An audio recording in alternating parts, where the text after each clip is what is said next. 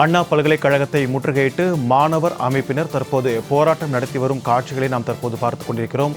மாணவி பலாத்காரம் செய்யப்பட்ட வழக்கில் தற்போது ஒருவர் கைது செய்யப்பட்டு அவரிடம் தீவிர விசாரணை நடைபெற்று வரும் நிலையில் தற்போது மாணவர் அமைப்பினர் அண்ணா பல்கலைக்கழக வளாகத்தை முற்றுகையிட்டு தற்போது அந்த போராட்டத்தில் ஈடுபட்டு வரும் காட்சிகளை நாம் பார்த்துக் கொண்டிருக்கிறோம். அண்ணா பல்கலைக்கழகத்தை முற்றுகையிட்டு தற்போது மாணவர் அமைப்பினர் போராட்டத்தில் ஈடுபட்டு வருகின்றனர். குற்றவாளிகளை உடனடியாக கைது செய்து கடும் தண்டனை பெற்றுத்தர வேண்டும் என்று வலியுறுத்தி மாணவர்கள் தற்போது கோஷங்களை எழுப்பி வருகின்றனர். இது தொடர்பான கூடுதல் விவரங்களோடு நம்முடன் இணைகிறார் செய்தியாளர் ஜெயலானி. வணக்கம் ஜெயலானி. தற்போது அண்ணா பல்கலைக்கழகத்தை முற்றுகையிட்டு அந்த மாணவர் அமைப்பினர் நடத்தி வரும் இந்த போராட்டம் குறித்த கூடுதல் விவரங்களை பதிவு பண்ணுங்க. அவருடைய கோரிக்கைகள் என்னவாக இருக்கிறது? சிக்கந்தர், நேற்று தினம் சென்னை அண்ணா பல்கலைக்கழகத்தில் 2ஆம் ஆண்டு பயின்று வரக்கூடிய மாணவிக்கு பாலியல் துன்புறுத்தல் வழங்கப்பட்டதாக மாணவி கோட்டூர்புரம் காவல் நிலையத்தில் புகார் என்பதனை அளிக்கின்றார்.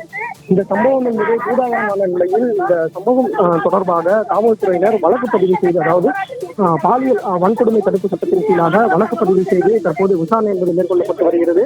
அண்ணா பல்கலைக்கழகத்தின் குள்ளாகவே கடந்த 3 மணி நேரத்திற்கும் மேலாக காவல்துறையினர் விசாரணை என்பதனை மேற்கொண்டு வருகிறார்கள். இந்த நிலையில் இந்த விசாரணையில் தற்போது முதற்கட்டமாக ஒருவரை பிடித்து விசாரணை மேற்கொண்டு வருவதாக கிடைக்கக்கூடிய தகவல் இருந்து வரக்கூடிய நிலையில் தற்போது இந்திய மாணவர் சங்கம் சார்பில் தற்போது முதற்கட்டமாக அந்த அண்ணா பல்கலைக்கழக வாயிலை முற்றுகையிட்டு போராட்டம் என்பதனை ஈடுபட்டு வருகிறார்கள். அந்த காட்சிகளை நம்மால் பார்க்க முடிகிறது. குறிப்பாக மாணவர் சங்கம், அதே போன்று இந்திய மாதர் சங்கம் உள்ளிட்ட 30க்கும் மேற்பட்டவர்கள் தற்போது இந்த வளாகத்தை முற்றுகையிட்டு தற்போது போராட்டம் என்பதனை மேற்கொண்டு வருகிறார்கள். இந்த போராட்டத்தில் அவர்கள் வைக்கக்கூடிய கோரிக்கை என்பது காவல்துறையினர் இந்த விவகாரம் தொடர்பான முழு தகவலையும் கொடுக்க மறுக்கிறார்கள். அண்ணா பல்கலைக்கழகத்தில் 2 நாட்களுக்கு முன்பாகவே இந்த சம்பவம் என்பது நடந்திருக்கிறது. ஆனால் இந்த சம்பவத்தை வெளியே சொல்ல விடாமல் தற்போது மறைக்க முயற்சி செய்திருக்கிறார்கள். அதை மீறி அந்த மாணவியின் புகார் என்பதை அளித்திருக்கிறார்கள். ஆனால் தற்போது இந்த விசாரணை எந்த கட்டத்தில் நடைபெற்று வருகிறது, எந்த திசை நகர்ந்து வருகிறது என்பது தொடர்பான எந்த ஒரு விளக்கமும் அளிக்காத சூழலை காணப்பட்டு வருகிறது.